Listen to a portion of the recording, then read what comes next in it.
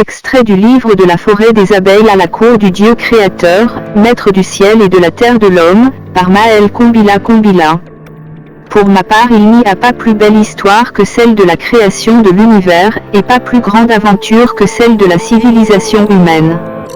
Cependant, la quête ultime pour un homme quel qu'il soit, est la quête spirituelle qui l'initie à la connaissance originelle et lui connecte au monde surnaturel dans lequel nous avons la capacité de naître de nouveau, et d'entrer dans la présence de Dieu.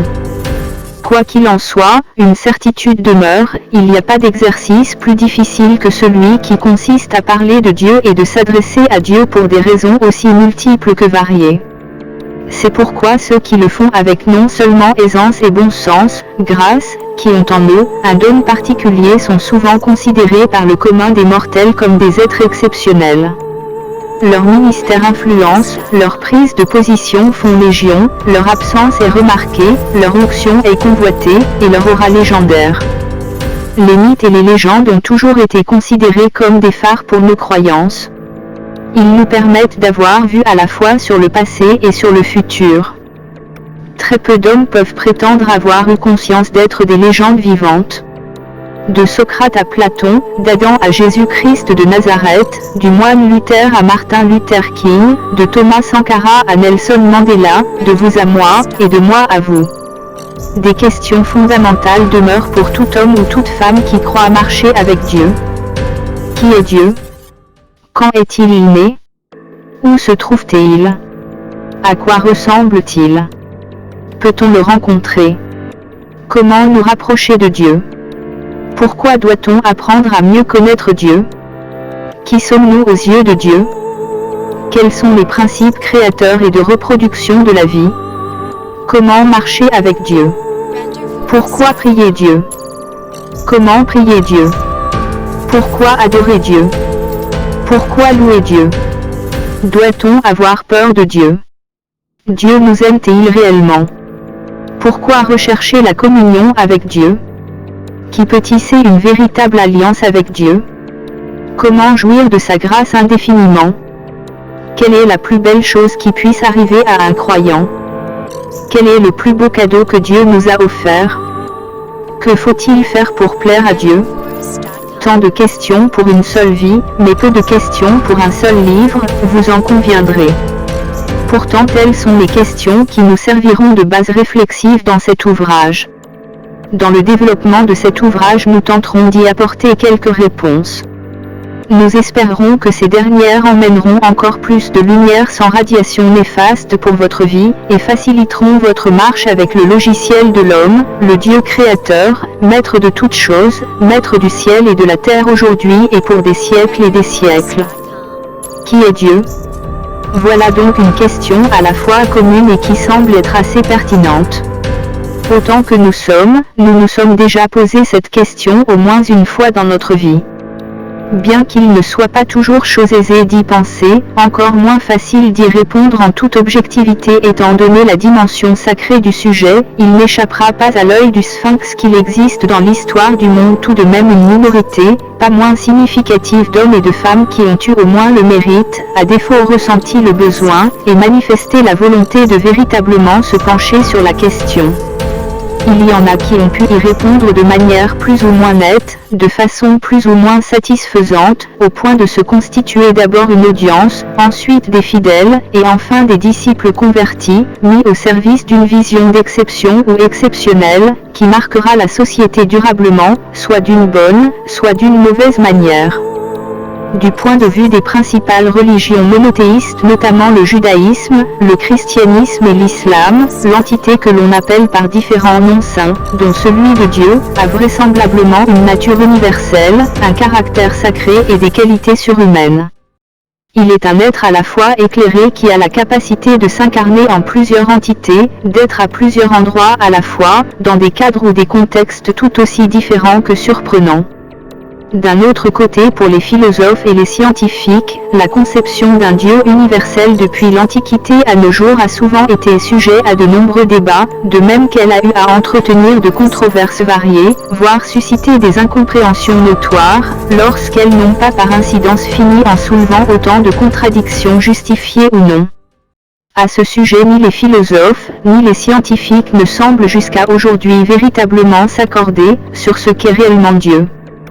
Aucune des deux parties ne semble être capable d'apporter au monde la preuve tangible d'une probable existence de Dieu datée au passé, au présent, mais encore au futur.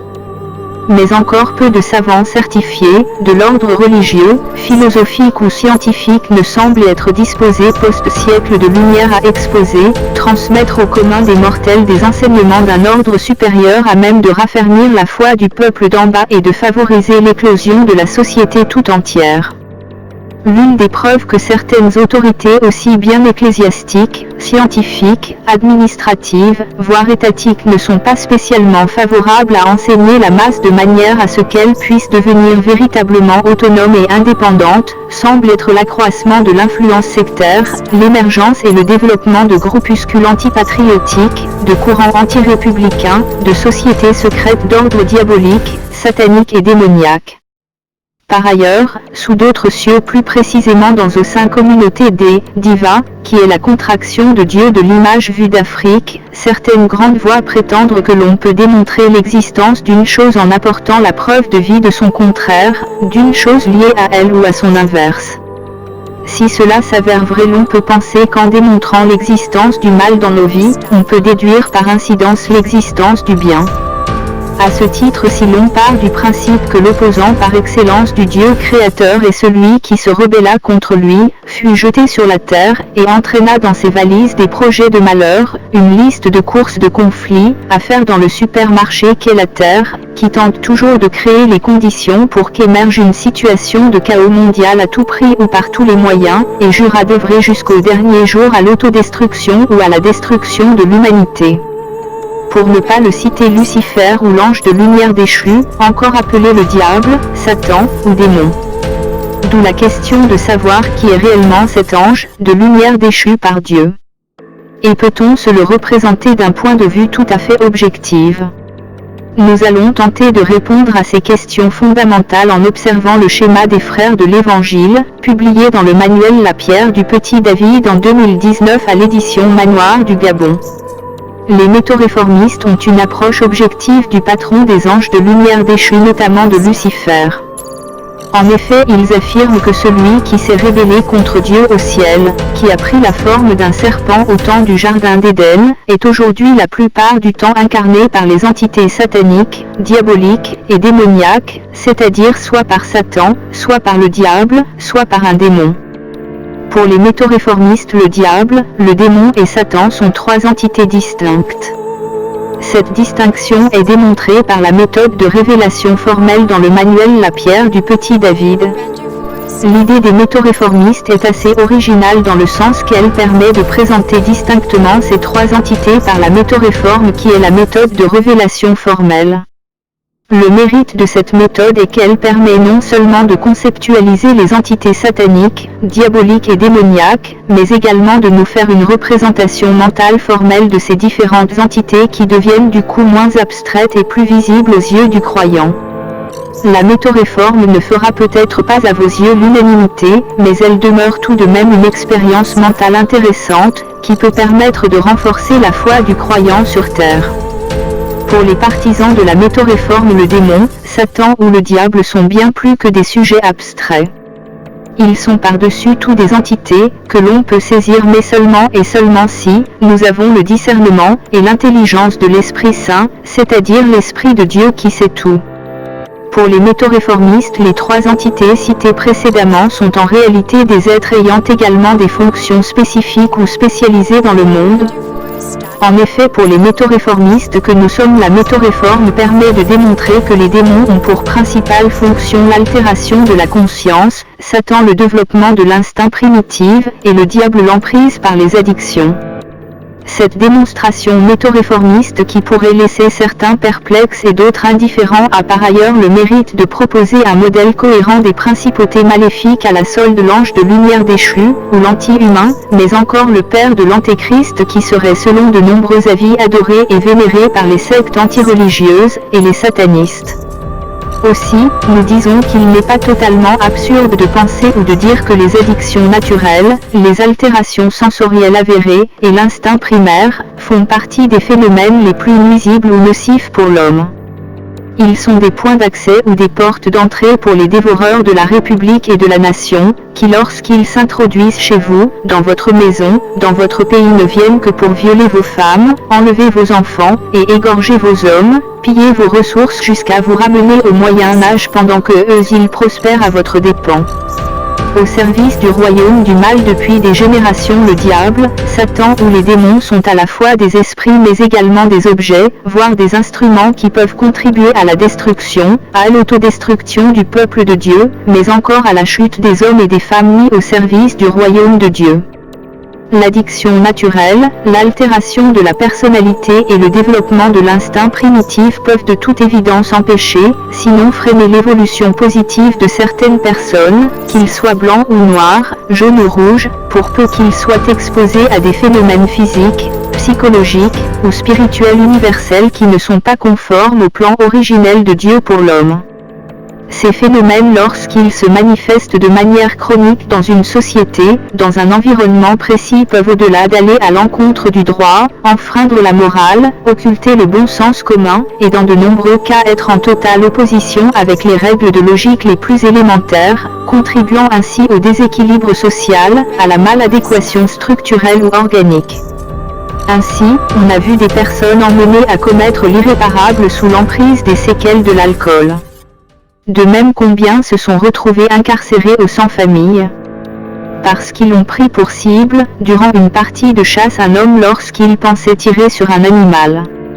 Il en va de même pour certains pères, frères ou sœurs, qui emportés par un instinct d'un autre âge se sont jetés sur des enfants pour satisfaire leurs désirs incestueux fortement condamnables.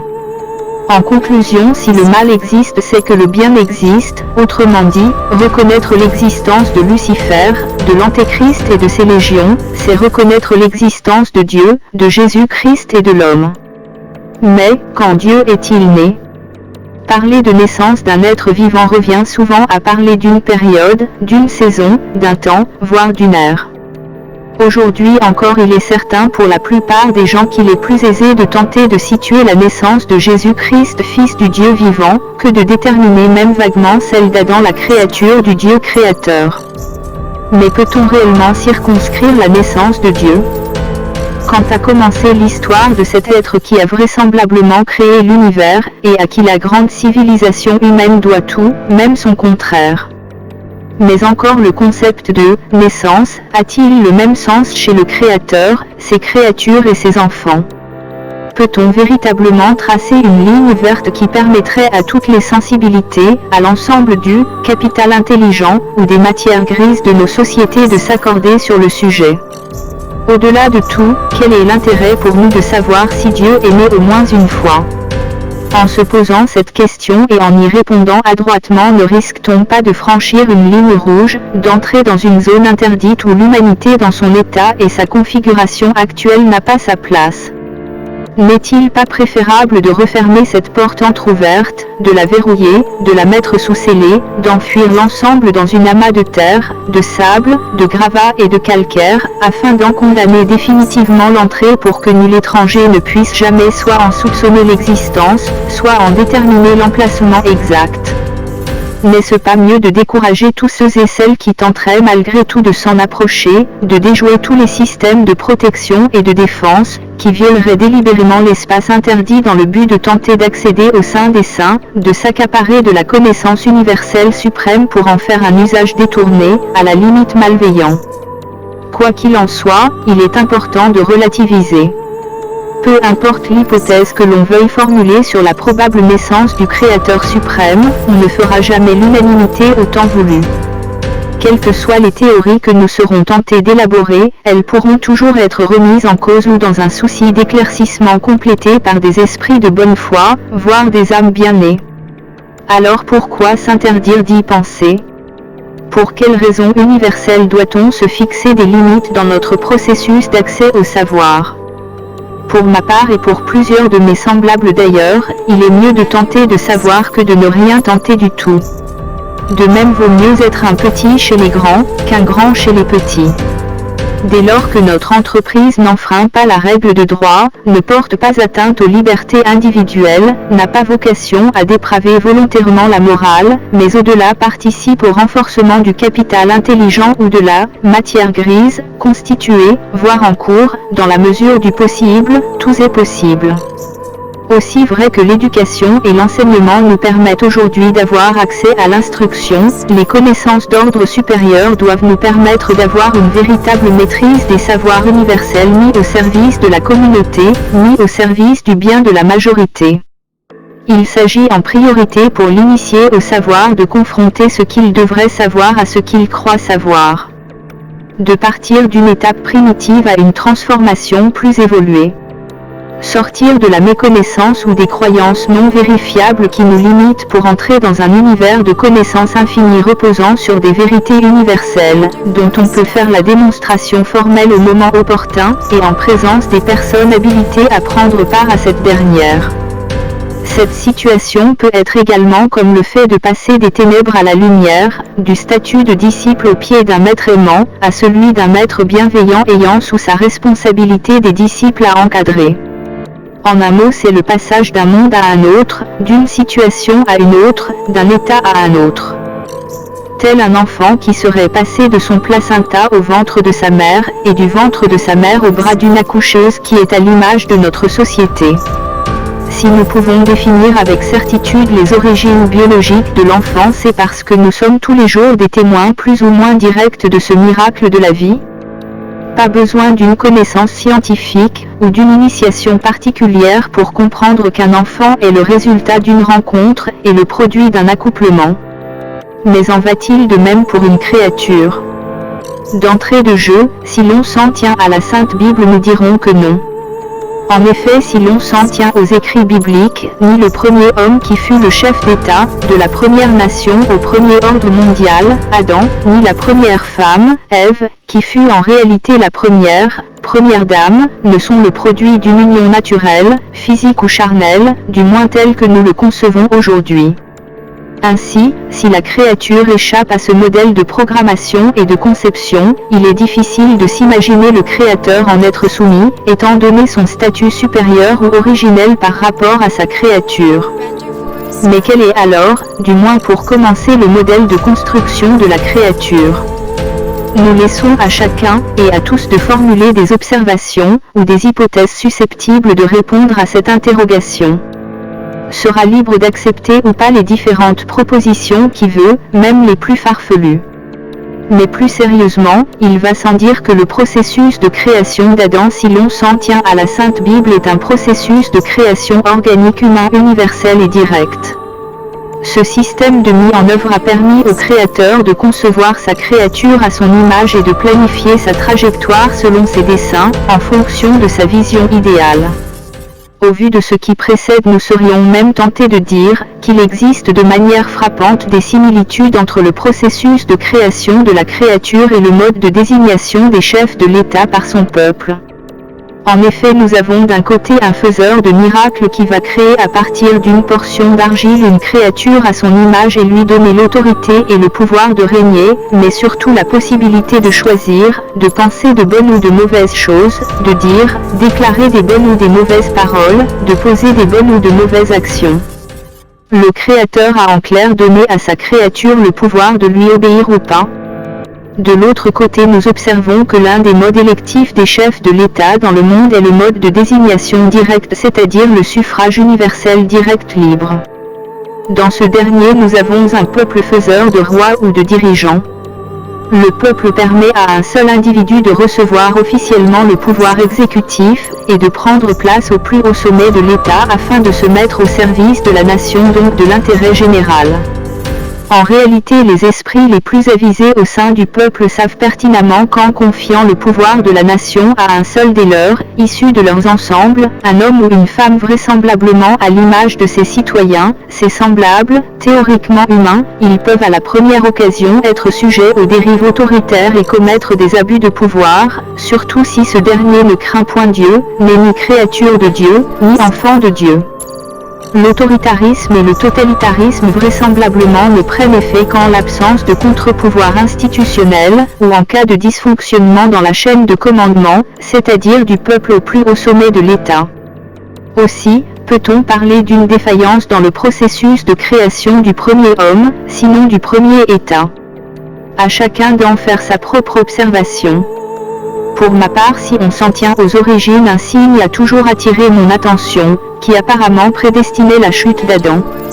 Certains diront que si Adam a échoué, c'est probablement parce que contrairement à Jésus qui a commencé petit et fini grand, lui a commencé grand pour finir petit. Cela est une hypothèse envisageable. Mais à côté de ça, j'irai plus loin, en disant que si le premier chef d'État du premier ordre mondial a été renversé par le malin, incarné par un esprit de serpent ou de vipère, très probablement parce que contrairement à Jésus-Christ dont l'arrivée a été annoncée par les prophètes, qui sont les voix de Dieu sur la terre, et salués par les 3 rois mages venus à sa rencontre de leur propre chef, symbole d'autorité et de sagesse amite, sémite et japhétite, avec des présents et en repartant. Avec le sentiment que la prophétie s'accomplira bientôt, Adam lui a été salué dès le début de sa magistrature par des animaux, que Dieu a envoyés vers lui pour qu'il leur donne à chacun un nom selon ses désirs. Cela s'est certainement fait jusqu'à épuisement. Ainsi, il nomma les animaux, du plus gentil au plus méchant, du plus domesticable au plus hostile, du plus malléable au plus fourbe, jusqu'à ce qu'il commença de toute évidence à s'ennuyer, et que Dieu ne décide de l'endormir profondément pour extraire l'une de ses côtes, à partir de laquelle il eut fabriqué Ève. Telles sont les origines de l'homme et de l'État, telles que nous le connaissons aujourd'hui dans la plupart des nations. Mais peut-on situer réellement la date de création de notre Créateur Dieu ? Beaucoup d'entre nous ne sauront pas vraiment comment y répondre. Une certitude, Dieu ou du moins d'après ce qu'on sait existait bien avant la création du temps et de l'univers. La question n'est pas en réalité de savoir à quand remontent les origines de Dieu Tout-Puissant, car nous avons déjà là clairement la réponse. Pour ma part, la question est plutôt de se demander que si seulement, et seulement si cela peut être démontré formellement démontré aujourd'hui, est-ce que nous allons nous en contenter ? Est-ce que nous allons être totalement satisfaits de la vérité ? Mais encore sommes-nous dignes d'acquérir de telles connaissances d'ordre supérieur ? Dieu nous a-t-il créés pour nous approprier un tel savoir, ou sommes-nous nés pour cela ? Autrement dit, qu'avons-nous fait pour mériter un tel privilège, s'il pouvait nous être accordé ? À ce sujet, nous vous laissons le soin de méditer sur la question et d'y répondre, maintenant, de votre vivant de préférence. Mais, où Dieu se trouve-t-il donc ? Voilà une question surprenante et dont la réponse peut paraître évidente pour certains, et laisser dubitatif d'autres. En effet, nul n'est censé ignorer la réalité selon laquelle Dieu serait omnipotent et omniscient. Il est au commencement et à la fin de toutes choses. Ainsi il fut au commencement de l'univers qu'il a créé et aux côtés de la première créature qu'il a façonnée de toutes pièces à son image dans le premier jardin à partir d'un programme spécifique, d'une terre d'argile, d'eau, d'air et vraisemblablement d'autres matières organiques. Ce Dieu dont nous parlons est le même Dieu qui descendit un jour sur la terre des hommes, afin d'agréer l'offrande de Caïn, alors qu'il n'attesta pas celle de son grand frère Abel. Ce Dieu que nous évoquons ici, est le Dieu qui fut avec Noé et qui lui donna des orientations précises, afin qu'il construise l'arche de l'Alliance destinée à embarquer une partie des œuvres de la création, liées au premier ordre mondial ayant pour patriarche Adam, afin de les faire entrer au second ordre mondial ayant pour mentor Noé, père de Sem, ancêtre des Sémites, de Cham de qui descend les Hamites devenus Chamites, et de Japheth qui engendra les Japhétites. En ce sens, la Bible nous signifie clairement que Dieu est présent dans plusieurs passages des Saintes Écritures, partant du premier au second ordre mondial. Ainsi, nous disons que Dieu est dans plusieurs récits de l'Ancien Testament à la fois au premier, où le patriarche est Adam, au second ordre mondial qui a pour patriarche Noé encore appelé par les métaux-réformistes en saxon one, c'est-à-dire le seul ou l'unique, et en latin néo ou le nouveau. Par ailleurs, nous pouvons aussi rencontrer Dieu en parcourant le Nouveau Testament. Pour certains croyants, il est incarné en la personne de Jésus-Christ, car il vit consciemment en lui. Ainsi il est né à Nazareth où il a été salué par 3 rois mages, qui lui ont apporté des présents nobles et précieux à l'image de l'enfant roi, qu'il fut en ce temps-là. Puis, à un moment de sa vie, il a dû avec ses parents fuir sa terre natale pour se réfugier en Égypte, donc sur la terre d'Afrique, encore appelée terre des Hamites qui deviendront 2000 ans plus tard Chamites. Terre d'Afrique qui, nous le rappelons, fut selon Dieu, pour Jésus et sa famille le refuge le plus sûr en ce temps-là. En qualité d'enfant prodige plein d'amour pour son prochain, il a à travers ses disciples parcouru la Galilée de son vivant et le monde entier après sa disparition. Il a traversé l'Europe, et y a érigé de vastes empires et d'innombrables royaumes à la gloire de Dieu. Par son nom il traversa également l'Atlantique pour arriver aux Amériques, pénétra le cœur de l'Afrique en sillonnant les profondeurs de la forêt des abeilles, au point de transformer radicalement plusieurs vies en leur procurant un nouveau souffle, en apportant à certains hommes et certaines femmes véritablement convertis une seconde jeunesse. Parallèlement, nous savons que Dieu a fini sa vie d'homme dans la ville tristement célèbre de Golgotha sur 2 poteaux ou une croix, avant d'être transféré dans une prison de pierre ou une grotte appelée tombeau. En conclusion, Dieu est géolocalisable dans l'Ancien et le Nouveau Testament, mais également dans plusieurs foyers ou nations du monde. Il réside à la fois dans le passé, le présent et le futur. Parce que Dieu est un Dieu vivant, il est en nous dès notre naissance, nous accompagne tout au long de notre vie, jusqu'à ce que nous mourrons pour naître de nouveau sous une forme transfigurée selon son plan, selon ses desseins. Dieu est ici, partout, ailleurs. Dieu est omnipotent et omniscient, c'est une vérité démontrable et difficilement contestable. Mais, à quoi ressemble Dieu? Combien parmi nous se sont déjà posé cette question? Pour ma part, cette interrogation a déjà fait l'objet de curiosité à la fois chez les enfants que chez les adultes, d'analyse aussi bien chez les croyants que chez les non-croyants. Cette question qui peut paraître banale n'en est pas moins fondamentale étant donné la nature du sujet.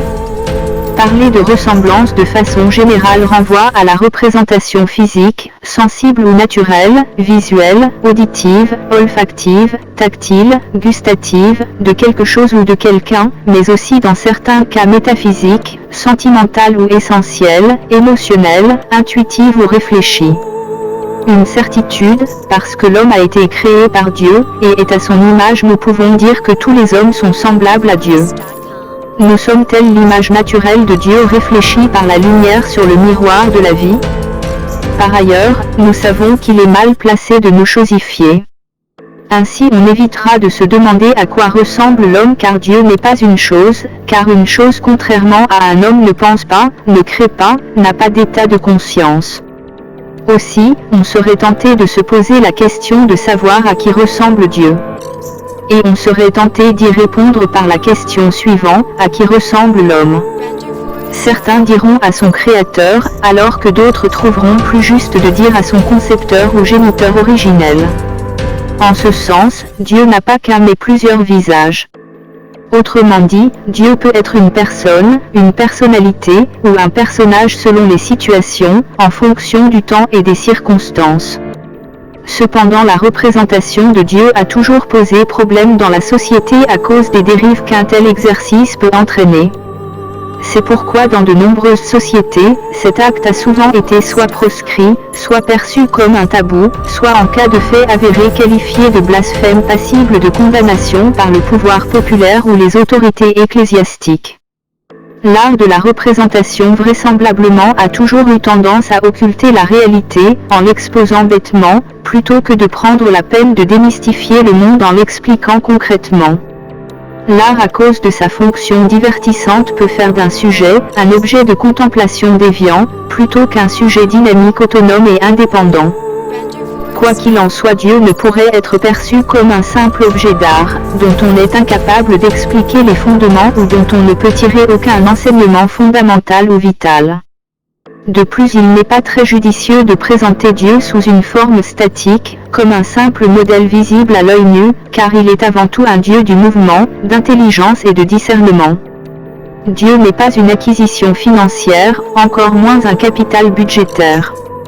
Il ne peut faire ni l'objet d'une option d'achat, ni être mis en vente sur un marché fixe. Il représente un investissement difficilement mesurable. Il a une valeur inestimable pour le croyant. Parallèlement, notre Dieu est un Dieu de signes, de prodiges et de miracles. Cela signifie qu'en général, il ne se manifeste pas directement, mais se révèle à nous par des signes, voire des prodiges, des miracles de l'ordre du sensible ou naturel, de l'intelligible ou charnel, essentiel ou surnaturel. Celui qui suit les orientations données par Dieu a en réalité été en contact avec Dieu, l'a donc probablement vu, entendu, ressenti sa présence. Cela revient tout simplement à dire que Dieu se serait déjà présenté à lui à travers, au moins un signe, un prodige ou manifesté par un miracle. Parce que Dieu ne joue pas au dé, nous disons qu'il n'est pas un Dieu de hasard.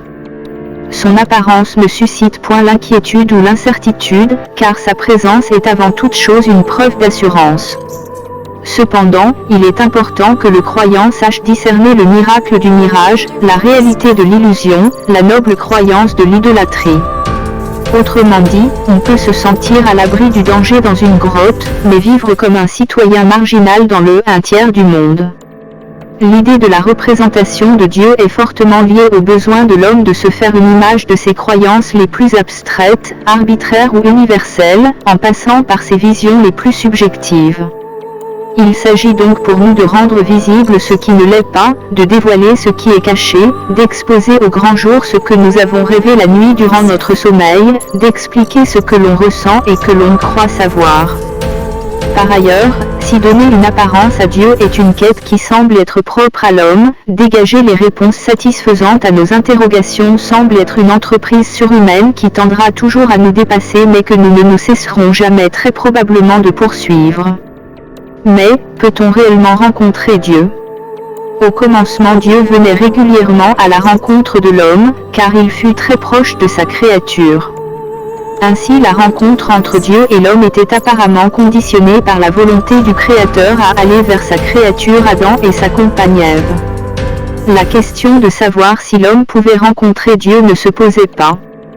L'homme jouissait d'un privilège immense, qu'il a perdu en mangeant le fruit de l'arbre au milieu du jardin. En effet, en acceptant la proposition d'Ève, qui elle-même a été séduite par le serpent, la première créature, Adam a ainsi fait le choix de braver l'interdit, donc de désobéir au Créateur. Se reconnaissant coupables, l'homme et la femme se sont cachés de la présence de l'Éternel Dieu des armées. Ils ont été découverts, avant d'être éloignés de l'arbre de vie, avant d'être condamnés à la mort éternelle et à la pénitence sur la terre. Depuis ce jour, ou cette nuit, notre espèce n'a cessé de rechercher à nouveau d'aller à la rencontre de son Dieu créateur. Depuis ces temps, nous nous sommes posé la question de savoir si nous aurions encore ce privilège de rencontrer Dieu de notre vivant, ou après notre mort biologique. Il est important de comprendre que parler de rencontre avec Dieu revient à envisager soit d'être visité directement par lui, soit d'être appelé directement par lui, soit de recevoir une invitation, son message ou son messager, de sa seigneurie. Lorsque nous parlons de rencontre avec Dieu, nous parlons donc de programmation ou du fait de répondre à un planning, car notre Dieu n'est pas un Dieu de hasard, notre Dieu ne joue pas au dé. Aussi on en vient à se demander comment se manifeste l'appel de Dieu. Mais encore, Dieu peut-il réellement nous visiter ? Pour ma part, il est plus facile de rencontrer Dieu que de croiser le regard de la dernière des célébrités, ou de la première des personnalités publiques dans la rue.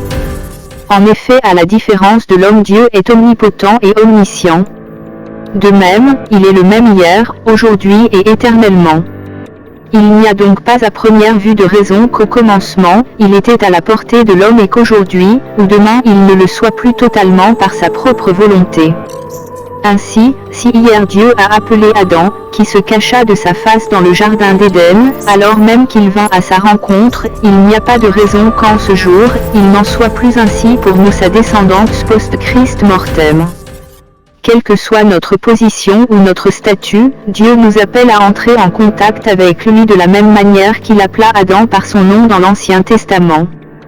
Nous devons seulement ouvrir véritablement les yeux, afin de distinguer les signes, d'apprendre à écouter la voix du Maître, d'entendre son appel, et d'y répondre au temps convenable avec sincérité, justesse, droiture sans nous en détourner trop longtemps, de peur de passer à côté de l'essentiel. nul n'est censé ignorer que depuis le ventre de notre mère, Dieu nous connaissait déjà. Ayant créé l'homme à son image, Dieu le destina à accomplir un plan glorieux et puissant. C'est la raison pour laquelle il dépêcha dans le monde son plus grand messager en la personne de Jésus-Christ, afin qu'il vienne sauver l'humanité du péché en la lavant, avec son sang précieux, qui a coulé sur la croix de Golgotha il y a plus de 2000 ans. Ainsi, l'humanité a été visitée par celui qui est appelé par les assemblées de Dieu, le Messie, c'est-à-dire l'envoyé, le messager ou le plus grand émissaire de Dieu que la terre n'ait jamais porté. Nous parlons de celui-là même qui prêcha la bonne nouvelle du royaume de Dieu, et forma 12 de ses disciples pour poursuivre l'œuvre de Dieu sur la terre après son départ. Nous parlons de celui-là même qui prêcha l'Évangile, alors même qu'il n'était encore qu'un enfant. Nous parlons de celui-là même qui est, et qui restera aux yeux des croyants du monde chrétien, le chemin, la vérité, la vie, et qui te conduira si tu crois véritablement en lui et en sa parole, aux portes du royaume de Dieu, le cœur de la République. Mais, comment nous rapprocher de Dieu ? Depuis que le péché a condamné l'humanité à vivre, hors de la face de l'Éternel notre Dieu, les hommes et les femmes les plus consciencieux et éclairés ont toujours cherché à renouer le contact avec Dieu, à entrer dans sa présence, afin de tisser de nouveau une alliance avec ce dernier, mais surtout dans l'espérance qu'il leur accorde sa miséricorde, et leur fasse jouir de nouveau de sa grâce que nous savons en qualité de croyants aujourd'hui infinie. Nombreux ont tenté ce rapprochement en vain. Cependant, là où d'autres prétendent avoir brillamment échoué, il y en a qui assurent avoir réussi, mais pas sans difficulté, pas sans avoir connu le découragement, pas sans avoir investi du temps, cultivé de la patience et un certain nombre de valeurs cardinales et d'excellence, voire pas sans avoir réalisé des sacrifices de grande valeur, pour Dieu et agréés par Dieu. L'Ancien Testament nous apprend qu'à l'origine, en qualité de créature de Dieu, nous avions une certaine proximité avec le Créateur, et un certain nombre de privilèges que nous avons perdus lorsque nous eûmes cédé à la tentation, cultivé le doute et délibérément désobéi à Dieu, c'est-à-dire alors même que nous n'étions soumis à aucune contrainte, alors même que nous eûmes le pouvoir de faire le bon choix. De même, l'Ancien Testament nous apprend que l'enfant prodige, qu'était Jésus-Christ, a tout au long de son grand ministère prêché l'amour du prochain, la nécessité du salut des âmes, n'a cessé de libérer les captifs, de réaliser des délivrances incroyables et d'opérer des actes de guérison miraculeux au bénéfice des bien-aimés, en direction du peuple de Dieu sur la terre. Par ailleurs, la Bible nous enseigne aussi que la prière joue un rôle important dans notre relation avec Dieu, au même titre que l'adoration et la louange que nous lui adressons en toute sincérité, avec la plus grande humilité, et pour la gloire de son saint nom. Toutefois, nul ne peut prétendre se rapprocher de Dieu, s'il ne se surprend, pas agir selon sa parole, ne parvient pas à suivre ou vivre selon ses enseignements, des plus élémentaires, aux plus supérieurs. Au-delà de tout, il est important de comprendre que pour une nation, s'approcher de Dieu revient à rechercher sa face par l'Évangile, ou par l'étude de sa parole comme il a recherché celle d'Adam, qui, rappelons-le, se cacha derrière des buissons après que ses yeux s'ouvrirent, lorsque l'Éternel eut appelé son nom au jardin d'Éden. Mais cela peut aussi signifier passer par le chemin de la pénitence, ou de croire en subissant les pires humiliations et les pires atrocités, être laissé pour mort, être déclaré mort, entrer dans le séjour des morts, en ressortir au bout d'un moment transformé sinon transfiguré, de façon miraculeuse, afin d'apparaître aux yeux d'une ou plusieurs personnes, sous un meilleur jour, pour enfin accepter d'être un témoignage vivant des bienfaits de l'Éternel Dieu des armées, à qui on rend tout ça.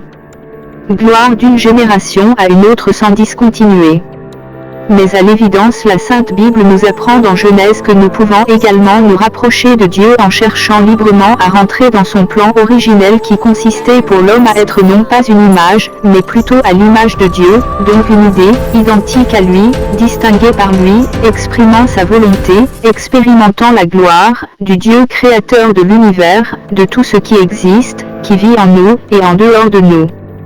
Dans le même sens, la personne, la personnalité, voire le personnage, créé à l'image de Dieu par Dieu, ou enfanté par le Saint-Esprit de Dieu doit accepter, de recevoir le mandat divin suprême du premier ordre mondial, qui lui attribue, lui assigne les missions suivantes, cultiver et garder le jardin, c'est-à-dire faire prospérer et sécuriser ce qui est précieux aux yeux de Dieu, grâce aux 6 pouvoirs capitaux qui sont la fécondité, mais encore la créativité de projet ou la conception d'idées, la multiplicité, mais encore la croissance de projets ou le développement d'idées, la propagation, mais encore la continuité de projets ou la passation d'idées, l'assujettissement, mais encore être le principal ayant droit d'un projet ou être le père légitime, voire de plein droit d'une ou plusieurs idées, la domination, mais encore prendre le dessus sur tout ce qui tente de nous soumettre, ou d'avoir illégitimement ou illégalement le dessus sur nous. Pourquoi doit-on apprendre à connaître Dieu ? Nous poser la question de savoir pourquoi nous devons apprendre à connaître Dieu, nous renvoie à l'idée portant sur la connaissance universelle appliquée au cadre divin. Ainsi, on peut également être tenté de se poser cette question toute simple, notamment pourquoi doit-on apprendre, ou pourquoi apprend-on en réalité ? À ce sujet, certains pourront éventuellement répondre que probablement parce que l'acquisition de l'instruction et la connaissance est un droit fondamental post-siècle de lumière. Et d'autres que le développement des nations et des civilisations aujourd'hui impose l'accès au droit à l'éducation, à la formation professionnelle et à l'emploi. À ce sujet, à première vue, aucune ambiguïté ne s'impose, tout est clair, ou tout au moins tout paraît clair.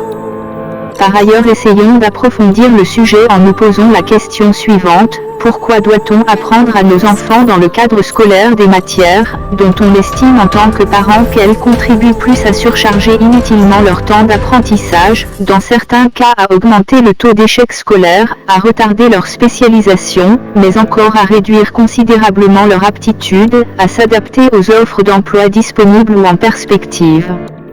À ce sujet, nous pourrons supposer que nous aurions à la fois une diversité de réponses, dont les teneurs pourraient éventuellement faire l'objet de débats, quelle que soit leur forme, leur cadre, leur ampleur et leur contexte. Débats qui bien entendu sont probablement loin de faire l'unanimité dans la majorité des cas, c'est-à-dire qui se justifient pour certaines personnes mais pas pour d'autres, et vice-versa sans discontinuer. Ainsi, nous pouvons convenir qu'il ne paraît pas toujours aisé de s'accorder sur les raisons d'apprentissage d'un objet ou d'un sujet, encore moins sur la pertinence avérée de certains enseignements mis à la disposition du grand public, de l'élite, des apprenants, des apprentis, des disciples quel que soit leur âge respectif. Aussi, on en vient à se demander, qui doit apprendre quoi ? Pourquoi privilégier d'apprendre une chose et décider de ne pas s'informer ou informer le monde systématiquement sur une autre ? Quel est le temps que nous devons réellement dédier à l'apprentissage d'une matière, pour en assimiler parfaitement la substance fondamentale et vitale ? Les lois de la nature établies par Dieu nous offrent-elles une piste de réponse à ce questionnement, ou à d'autres questions tout aussi pertinentes ? À chacun donc de tenter d'y répondre en toute objectivité. Car cela ne tienne, nous constatons que si pour les choses du monde, nous avons souvent du mal à nous entendre, à nous faire comprendre, nous accorder, qu'en serait-il des choses de l'esprit portées sur Dieu dont certains parmi nous se déclarent à juste titre ou maladroitement, soit des porte-manteaux, émissaires ou des représentants, soit des porte-voix, porte-parole ou des messagers, soit des observateurs, visionnaires ou voyants, soit des soldats. Chacun défendant parfois les mauvaises causes, parfois les situations les plus absurdes, les régimes les plus contestables et largement contestés, annonçant tantôt de bonnes, tantôt de mauvaises nouvelles, transmettant un jour une information mineure, voire sans tête ni queue, et un autre jour des éléments d'information semblant plus cohérents et plus avérés, portant des coups bas aux véritables serviteurs et élus de Dieu, s'attaquant injustement au peuple de Dieu, quand ce n'est pas directement aux plus hautes autorités ecclésiastiques, par différents moyens déviants de diversion, afin décrédibiliser certaines confréries religieuses au profit de forces occultes organisées, qui se constituent souvent en puissants réseaux malveillants, dans le but d'œuvrer au détournement massif des âmes, à leur mise en quarantaine ou à leur maintien en captivité. À chacun son plat, à chacun sa sauce, à chacun sa spécialité. Aussi, l'homme est au cours de sa vie en proie à des attractions qui conditionnent parfois négativement son existence, portées directement ou indirectement atteinte à sa vie, le condamne à être un éternel assisté, un sujet dépendant totalement de ses persécuteurs ou ses oppresseurs, de génération en génération. Et tout le monde sait qu'entre 2, voire 3 générations il y a de corps que poussière. Entre plusieurs générations, il ne reste parfois que l'esprit incarné par la connaissance qui elle-même est précieusement retranscrit littéralement par les Écritures, qui demeure jusqu'à ce jour le seul lien naturel le plus viable entre l'ordre ancien et l'ordre nouveau, entre une époque dite révolue et une nouvelle ère, entre une histoire perdue et un récit devant être impérativement conté, pour préserver la mémoire des disparus, et perpétuer notre humanité la plus débordante, sinon la plus surprenante, la divinité éclairée parfois insondable, si mystérieuse mais tout aussi attachante. Ainsi, la connaissance en soi n'est pas une futilité mais bien au contraire une nécessité, qui est à la fois profitable à la génération présente, mais également à la prochaine, ou encore à celle qui la succédera. En plus, si nous ne voulons pas que notre histoire avec Dieu tombe dans l'oubli, nous ne devons pas négliger le fait d'acquérir une connaissance d'ordre supérieur. Parce que Dieu est éternel et que jusqu'à preuve du contraire les hommes sont mortels, nous devons croire que la plus grande richesse est la connaissance que nous avons de notre Seigneur de notre vivant, qui nous ouvre les portes des cieux, raffermit notre foi, porte nos plus beaux et grands espoirs, nous conduira incontestablement à demeurer éternellement au sein du royaume de Dieu, qui commence sur la terre par le canal de la République qui lui est consacré. De la même manière qu'aucun souverain ou dirigeant de la terre, établi par Dieu ne peut gouverner son peuple avec amour, dans la vérité et la justice sans connaissance suffisante de la loi, nul ne peut véritablement prétendre appartenir au royaume de Dieu s'il n'a été initié au principe de la royauté suprême, c'est-à-dire de l'ordre de la connaissance surnaturelle. Mais, qui sommes-nous aux yeux de Dieu? D'emblée une certitude. Aux yeux du Créateur nous ne sommes pas rien, c'est-à-dire des objets, pire des sujets sans valeur. Autrement dit, nous comptons pour Dieu non seulement en tant que personne, mais également en tant que personnalité et personnage.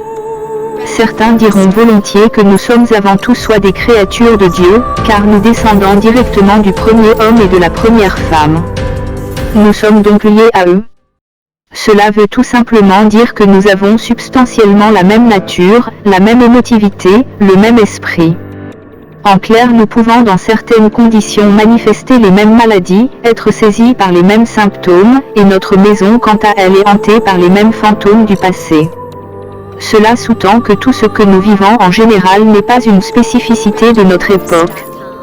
En effet, depuis la chute d'Adam et Ève, la mort a toujours existé, du moins sous sa forme naturelle, charnelle et spirituelle.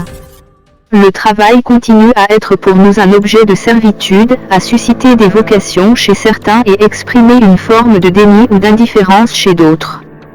Par ailleurs, aux yeux de Dieu, cela va sans dire que nous sommes avant tout des hommes et des femmes d'État, pourvus de conscience.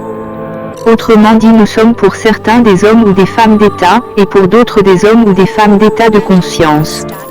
Mais encore pour une majorité des hommes ou des femmes de Dieu, et pour une infime minorité des hommes ou des femmes de Dieu de haute dimension. Par ailleurs, nous avons en chacun de nous une part importante d'autorité et de pouvoir, en tant qu'être, en tant qu'homme, mais surtout en tant qu'humain.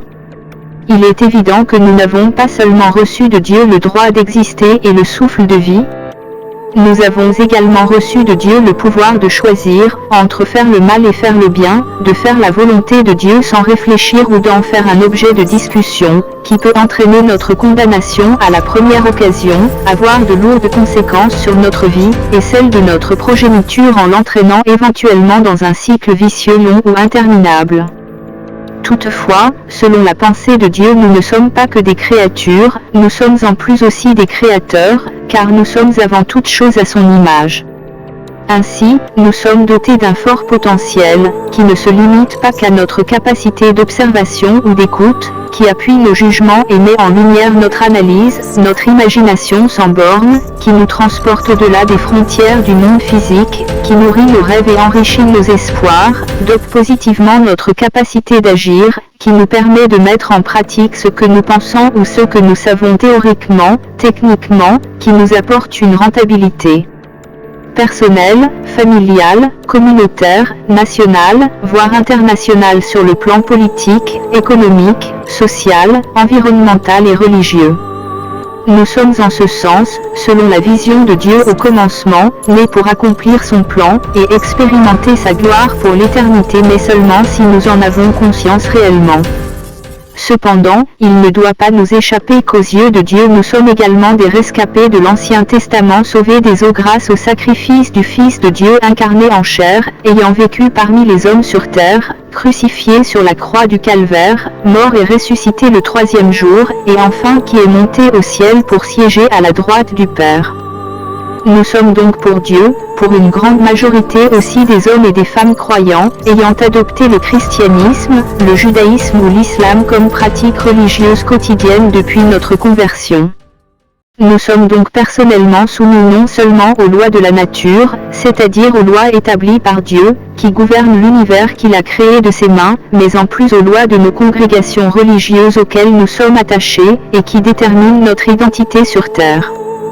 Au-delà de tout, il est important que nous gardions en permanence à l'esprit que pour Dieu nous sommes vraisemblablement aussi des citoyens du ciel, établis sur terre pour conduire son peuple selon ses aspirations, selon sa volonté, en fonction de son plan pour la gloire de son saint nom. Pour le mouvement métaux-réformiste chamite à l'origine de la Déclaration universelle des droits des êtres humains, la DU2, nous sommes des êtres humains, c'est-à-dire des êtres ou des personnes destinés à devenir des hommes ou des personnalités, et à finir humains ou comme des personnages. Extrait du livre de la forêt des abeilles à la cour du Dieu créateur, maître du ciel et de la terre de l'homme, par Maël Kombila Kombila, dit Mako, ou Koma le grand métaux-réformiste, c'est-à-dire l'initiateur de l'école de la conception universelle de la sagesse, CUS, et de la métaux-réforme encore appelée la méthode de révélation formelle.